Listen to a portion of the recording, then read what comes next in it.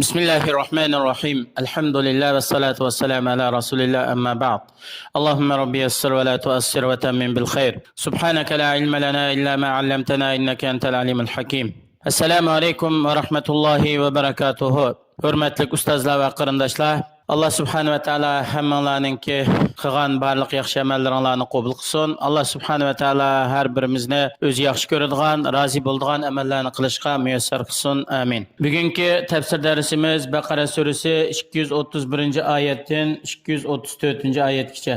A'udhu billahi minash shaytonir rojim. بسم الله الرحمن الرحيم وإذا طلقتم النساء فبلغن أجلهن فأمسكوهن بمعروف أو سرحوهن بمعروف فلا تمسكوهن ضرارا لتعتدوا ومن يفعل ذلك فقد ظلم نفسه ولا تتخذوا آيات الله هزوا واذكروا نعمة الله عليكم وما أنزل عليكم من الكتاب والحكمة يعظكم به واتقوا الله واعلموا أن الله بكل شيء عليم. Yuqorida tilovat qilingan oyatlarning qisqacha tarjimasi. Sizlar ayollaringlarni taloq qilgan vaqtinglarda, ayollarningki iddati tugashga yaqinlashgan vaqtida sizlar ya chiroylilikcha uy tutishni maqsad qilib qolsanglar, yenishib olib, qaytadan aplashib, oilanglarni davomlashtiringlar. yoki sizlarning uy tutish maqsadinglar bo'lmay qolsa, ular iddati tugaganga qadar ular bilan bir qaytib olmasdan, ularni shu iddatini tamomlab qo'yinglar. Ve yana sizlarning ayollar bilan shu iddat to'shashdan burun yenishib olishinglar faqat go'zal shaklda bir oila qurish uchun bo'lsa bo'ladi. Ammo jahiliyat davridagi o'xshash ayollarga ziyon yetkazishni maqsad qilib, ularning iddatini uzartib, iddat to'shqil tug'anda yenishib olib, undan keyin yana taloq qilib, yana iddat to'shqanda yana yenishib olib, ma shaklda jahiliyat davridagidek ayollarning iddatini tugatgili qo'ymay, ularga ziyon yetkazadigan mandaq ishni qilmanglar. Kimki ularga ziyon yetkazishni maqsad qilish bilan shunday qiladi ekan, haqiqatan bu odam o'z nafsini gunoh ma'siyat Allohning jazosiga to'g'rilash bilan o'zga zulm qilgan bo'ldi. Allohning oyatlarini sizlar o'yin tomosha masxir qildigan va xohlagancha o'z ra'yinglar bilan ish qildigan mandaq narsaga aylantirib qo'ymanglar. Allohning sizlarga ato qilgan ne'matlarini eslanglar. Sizlarga ato qilgan ne'matlarning eng kattasi Alloh subhanahu va taolo Qur'oni Karim va sunnatni sizlarga nozil qildi. Buning bilan sizlarni eslatadi. Nimaga eslatadi desa, Allohning huzuridagi sababqa sizlarni rag'batlantirib va azobidan qo'rqitib.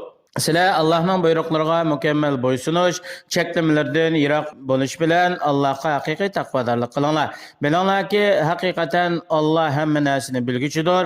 Allohga hech qanday bir narsa maxfiy qolmaydir.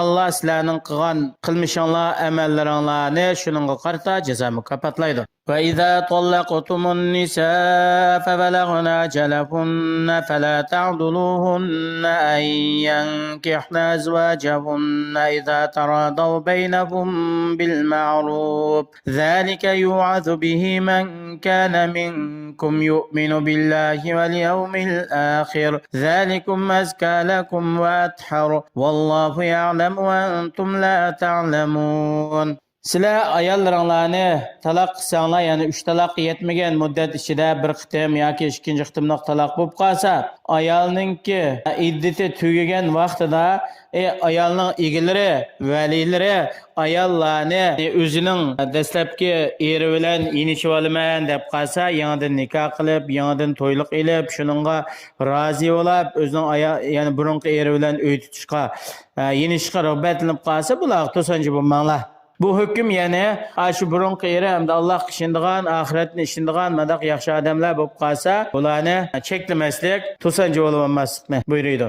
Bu sizlarning oranglarda bir yaxshilikni ko'paytirish, yaxshilikni o'stirishga foydali. Shundaqla sizlarningki yuz obro'yinglar, amallaringlarni kirlishdan ham ishlardan pokizlashda bak muhim o'rinda turadi. Ishlarning haqiqatini va ishning oqibatini Alloh biladi, buni sizlar bilmaysizlar.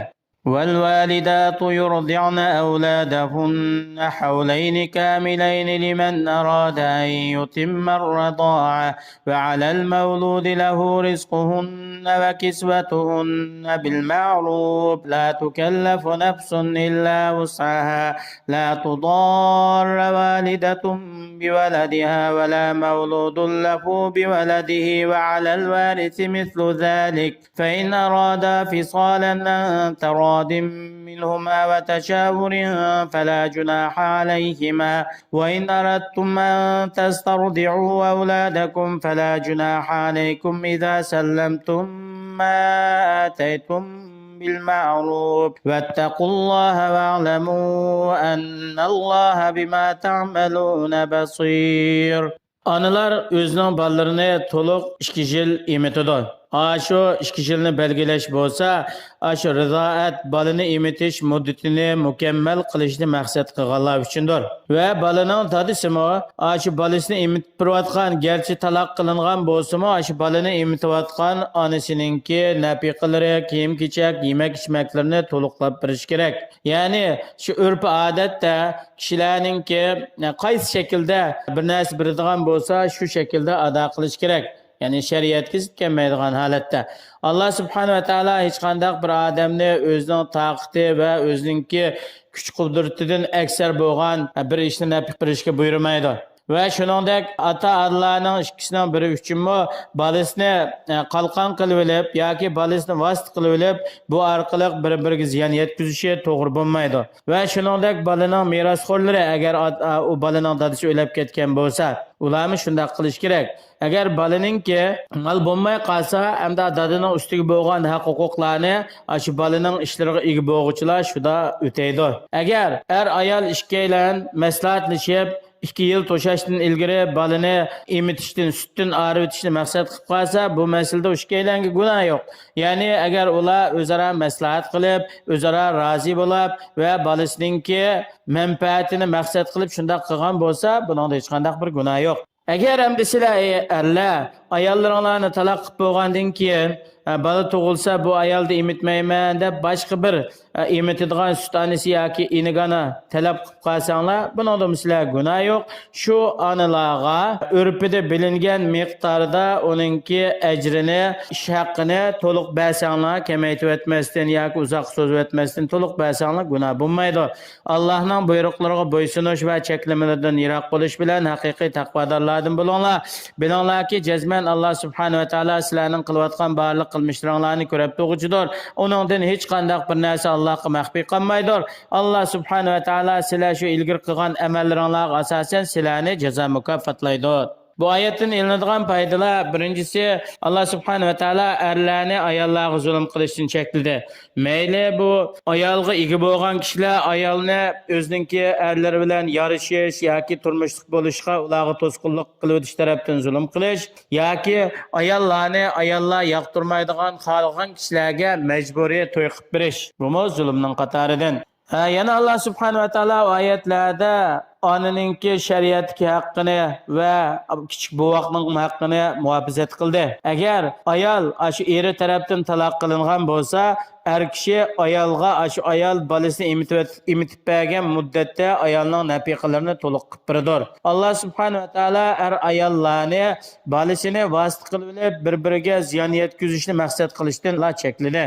Yani bu ayet kerimede ayollik turmuşga aloqador bo'lgan ishlarning hammasi o'zaro bir-biri bilan maslahat qilish va ayolning o'rtasidagi rozilik, kelishim, ittifoqlik bilan bo'lish kerakligiga Alloh subhanahu va taolo qiziqtirdi. Alloh subhanahu va taolo har birimizni har joyda xotirjam salomat qilsin, haqni anglagan bo'yicha amal qilishga va Allohning roziligiga erishish uchun tirishchilik qilishga muyassar qilsin. Assalomu alaykum va rahmatullohi va barakatuh.